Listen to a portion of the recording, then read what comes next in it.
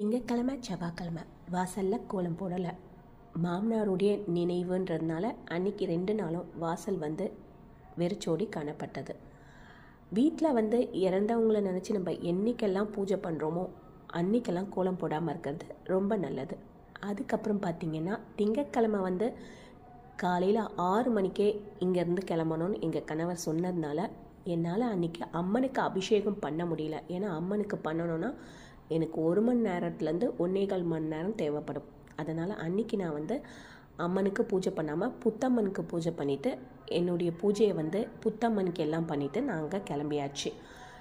செவ்வாய்க்கிழமை பார்த்திங்கன்னா அம்மனுக்கு திருநூறு மஞ்சள் கலந்து அந்த நெத்திப்பட்டை போட்டதுனால கோல்டு கலரில் ஒரு அழகாக தனியாக தெரிஞ்சுது.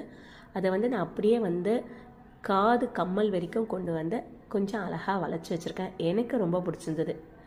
இது எப்படி இருக்குன்னு உங்களுக்கு பிடிச்சா சொல்லுங்கள். அதுக்கப்புறம் பார்த்திங்கன்னா பூஜை முடிச்சுட்டு வந்ததும் பூனையுடைய சத்தம் கேட்டது. என்னதான் எட்டி பார்த்துருந்தா பூனை குரல் கொடுத்துட்டே இருந்தது செவ்வாய்க்கிழமை அன்னைக்கு.